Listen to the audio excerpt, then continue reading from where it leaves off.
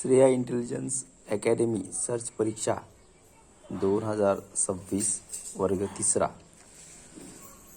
प्रश्न पहिला.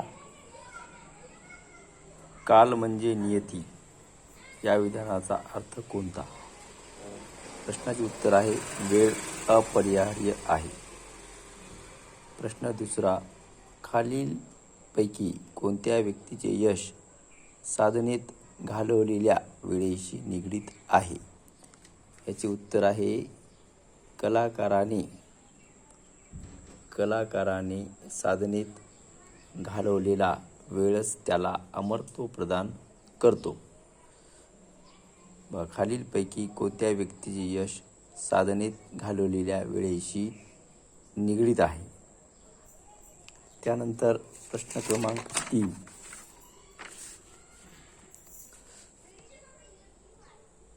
वेळ थांबत नाही, थांबते ती माणसाची जिद्द या म्हणीचा अर्थ काय? उत्तर आहे वेळ कुणाची वाट पाहत नाही. प्रश्न 4 ते 6 यामध्ये एक जाहिरात दिलेली आहे. जाहिरातीवरून आपल्याला प्रश्नाची उत्तरे द्यायची आहेत. प्रश्न 4. आरोग्यवर्धिनी स्टोअरमध्ये खालीलपैकी कोणते उत्पादन उपलब्ध आहे? बघा, आरोग्यवर्धिनी आहे, यामध्ये उत्पादन यात दिलेले आहे. रोगप्रतिकारक शक्ती वाढवणारी औषधे, त्वचेसाठी नैसर्गिक तेल व क्रीम, वजन नियंत्रणासाठी पावडर व टॉनिक, बालकांसाठी सुरक्षित औषध सिरप. पर्यायामध्ये नंबर 1ला आहे रोगप्रतिकारक शक्ती वाढवणारी औषधी. त्यामुळे याचे उत्तर आहे पर्याय क्रमांक 1. प्रश्न 5. स्टोअरमध्ये खरेदीवर कोणती विशेष ऑफर आहे? येथे विशेष ऑफर दिलेली आहे. 3 उत्पादनावर 4 मोफत. पर्याय क्रमांक 2 आहे 3 खरेदी करा 4 मोफत. प्रश्न 6 आहे आरोग्यवर्धिनी स्टोअर कुठे आहे? हे बघा, याचा पत्ता दिलेला आहे. पत्ता station road, Latur. Mobile number. पर्यायामध्ये पर्याय क्रमांक 3 आहे लातूर. प्रश्न क्रमांक 7. विद्यार्थी शाळेत अभ्यास करतो या वाक्यातील नामांची संख्या किती आहे? यामध्ये एकूण 2 नाम आहेत, एक विद्यार्थी आणि दुसरं शाळा. त्यामुळे पर्याय क्रमांक 2 हे त्याचं उत्तर राहील. प्रश्न क्रमांक 8. खालीलपैकी चुकीची जोडी शोध. लिंगावर आधारित प्रश्न आहे हा. 1. उंट आणि सांडणी हे बरोबर आहे. मोर आणि लांडोर हे सुद्धा बरोबर आहे, परंतु नर आणि नरी हे बरोबर नाही. भाऊ आणि बहीण हे सुद्धा बरोबर आहे.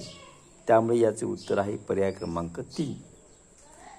नंबर 9. खालीलपैकी एकवचन व अनेक वचन यांची बरोबर जोडी कोणती?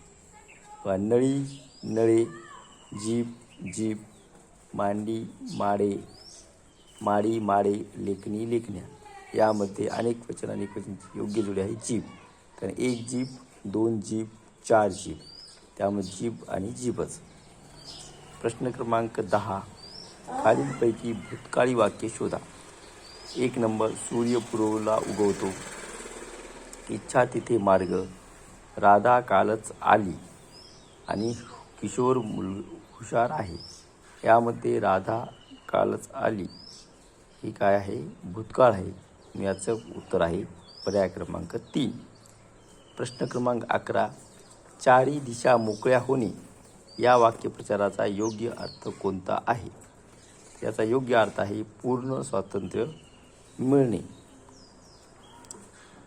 प्रश्न क्रमांक 12. केलेला उपदेश निष्फळ ठरणे या अर्थाची म्हण निवडा. पदरी पडले पवित्र झाले ही नाही. पालथ्या घागरीवर पाणी हे याचे योग्य उत्तर आहे. पण 12 क्रमांकाचे उत्तर क्रमांक 2.